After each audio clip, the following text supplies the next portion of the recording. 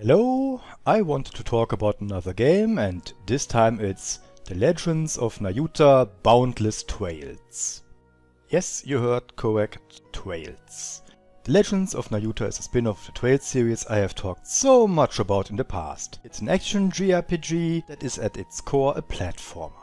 Right from the beginning, you will know and feel the connections to the bigger series. Distances are measured in selch, which is something like a kilometer, or for more backwards nations that still don't use the metric system, it's something like a mile.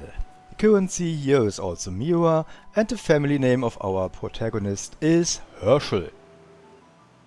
You know, like Towa Herschel from Trails of Cold Steel.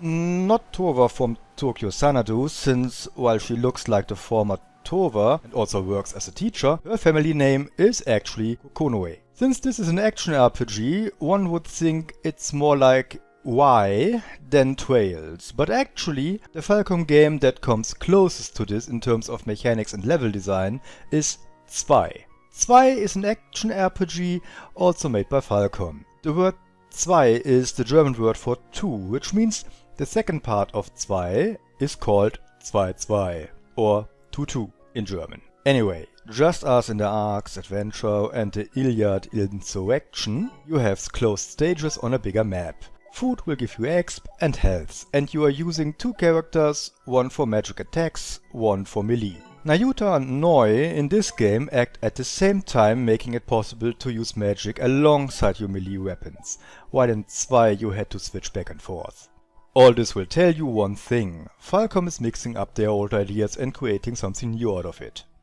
You play this game as Nayuta Herschel, who lives on a little island, is a scholar of some sort, or wants to become one since he is 15 and not completely sure what to do in the future, but you can see he likes science and exploring. He lives with his older sister, since his parents are dead, and on a unrelated note, does Falcom have a protagonist in any of its games where not at least one of the parents is dead? Tell me in the comments if you know that. I really want to figure it out. The story kicks off with some kind of tower falling from the sky, and exploring it, Nayuta meets Noi, a little fairy-like creature. After a complicated start, they team up to stop some mage who possibly wants to destroy the world.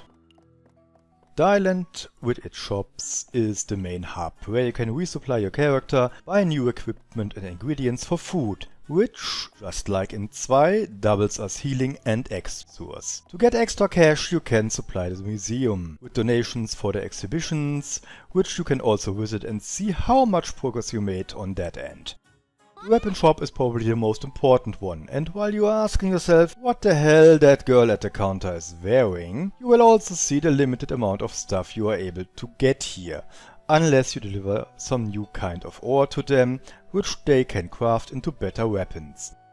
You also might ask yourself if the shop lady wants to seduce our main character, who I remind you is still a minor. You can get ingredients for food and equipment for your magic slinging fairy company at the other shop in town, and getting more types of ingredients will be possible after you, similar to the ore, get some special soil for the farmer. You can learn new sword techniques after you earned enough stars from the stages on the map, which you will get for fulfilling various goals for said map. The gameplay is standard platforming stuff. You will have to defeat various opponents. You can either use the sword of Nayuta, who has some sword techniques like downward attack, or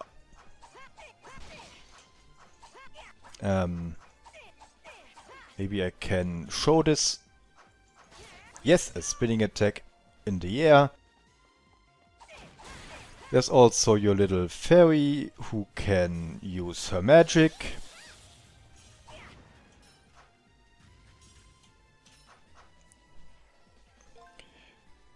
Noi gets various spells that are sorted by seasons. There is winter season, which are frost spells. There's a summer season, which is based more on fire. some spring season spells that I really don't know what that exactly means. You get more slots for these spells over time, so you can use more than one. As you can see in the upper left corner, you have charges for your spells, and they recharge after some time, depending on the spell you use. There are also breakable objects, and inside you may or may not find stuff you can donate to the museum.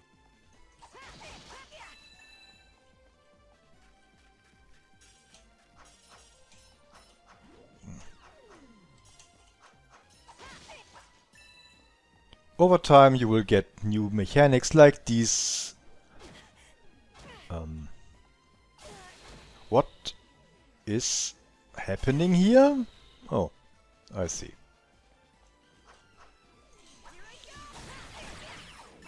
Thanks.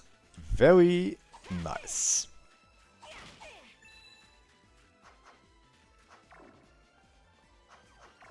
These things are made to hang on to them, and you can jump over bigger gaps. Well, that's all to it. After you defeated one section and collected all the items that you could collect in this section, you will gain the stars. Getting enough stars will lead to you learning new stuff from the Swordmaster. The game also has a very engaging story that I won't spoiler here too much. So that's basically it. If you like platformers, this one is for you. The backstory is also very interesting, kind of what you expect from Falcom at this point. Until I show you another game, bye bye.